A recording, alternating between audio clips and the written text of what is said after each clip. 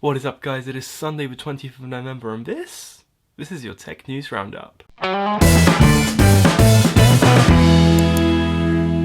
Before we get into the techie part of the tech news roundup, there are a couple of things I want to mention. First of all, I was at the Golden Joysticks earlier this week and that was loads of fun. There's a vlog coming from it as well as a couple of interviews I got to do with people like James Veach and some of the winners. Like, there was someone from Nintendo, there was someone from The Witcher 3 Blood and Wine, and it was just really loads of fun, and that was all coming over the course of the next week. Elsewhere, as I record this, Amy, my girlfriend, you may remember her from a tech news roundup we did from within a TV station, is currently in Amsterdam. Why? Because she's doing a jailbreak. Their challenge is to get as far away from their university as they can with a starting fund of like £0. So they're currently in Amsterdam, they're doing really well. There's going to be a link in the description. Make sure to check out her progress, see where she is. It ends at, I think it's 9 PM tonight. And then make sure to go check that out. There's also a donate page. All money is being raised for charity, so make sure to check that out as well. She is currently not having the best of time in terms of weather, and here's a short clip to show you what's going on. It's really windy! Like really windy! In phone news, there's Apple news. Who would have guessed? They finally admitted to touch disease, that issue where, due to the flex of the iPhone 6 and 6 Plus, there's actually a little touch sensor that's along the top of the screen, and it turns out that when it flexes, it causes like those solder connections to crack, which means that the phone gets touch disease, an issue where tapping the screen doesn't do anything. Up until this week, Apple completely refused to acknowledge its existence. They said that it was isolated and nothing to do with the flex of a phone, but they have come out and officially said that touch disease is a genuine issue with the device, which is great.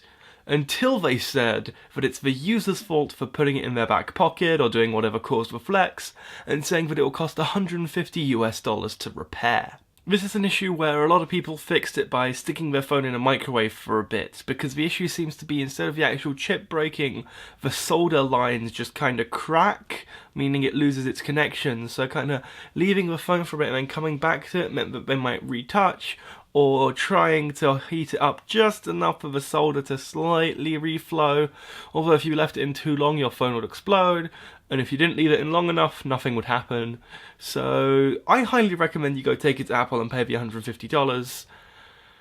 But it's not an ideal solution. Somehow though, that wasn't the most bizarre of Apple news. They also announced 2 new books, and this was literally the kind of news where I saw it and physically started laughing in real life. Like, you know how you message on haha and you're not actually laughing? I genuinely laughed out loud. Apple has released, in my opinion, some really questionable things, whether it be the S line of phones or the new MacBook Pro, which isn't really that different to the previous MacBook Pro, in good ways at least. But this one definitely takes the cake, in the sense that they made a book containing nothing but images of their previous devices. Now at this point you're thinking, oh, it's a picture book, what does it cost, like $20? I'll go pick one up. Nope, that is not even slightly true. They come in 2 versions. There's a small version and a large version, with the small version starting at $200 and the large version starting at $300. But here's the thing, it says starting at in the official press release. So the question is, what add-ons are you getting for your... Can you like glue in extra pages, is that it? Maybe if you like buy some DLC you'll get words on the pages as well. I don't know. It's a $300 book that is just a bunch of pictures that you could have otherwise found in a Google search. Now of course what I did then is took the 450 number and then divided it by the $300 for each item, and so you get a cost per item, and then times it by the 100 and something million results that came up when you Google searched Apple products, and Google could legitimately charge $68 billion if they really wanted to for their Google search results. But I don't know what's better, the fact that they're going to be displaying these at Apple stores so that you can decide if you want one or not, or like if you look at the highlights, right, I'll put this up on screen better. When purchasing your device, there's some great news. It comes with precision milled German paper and low ghost inks, making sure that it looks as beautiful as possible. So if you have roughly $300 you want to spend on a book and you don't know what to spend it on, there you go, I guess. That's it for you, really.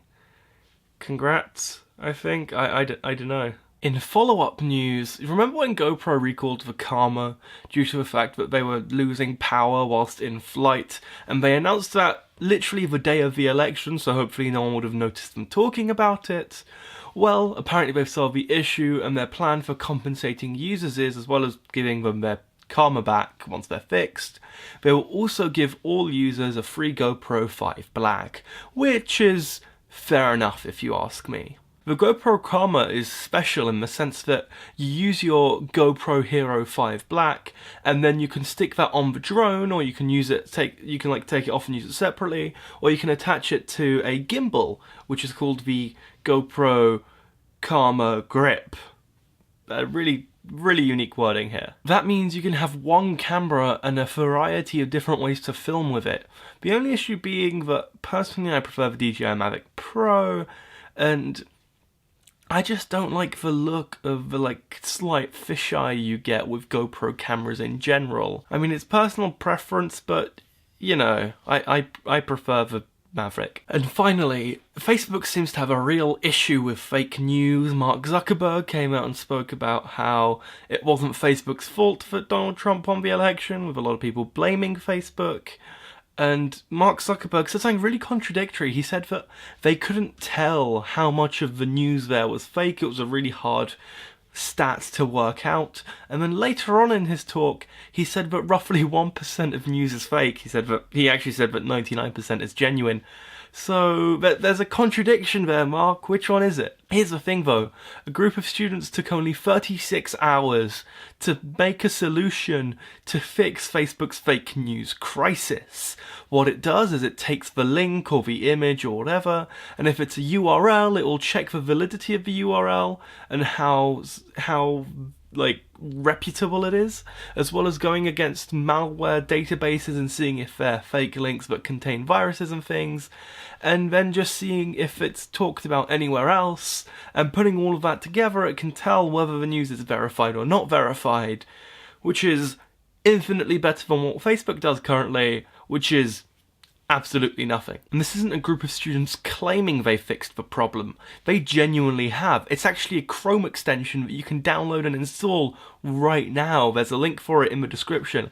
Make sure to click it if you want to make sure your news is genuine. Something that is really useful and just mostly useful, actually. Anyway guys, if you liked the video, make sure to hit like. If you didn't, I'm not quite sure why you're still here. However, up here, there is the previous video, which was really fun. It was about someone accidentally sending 68 million emails.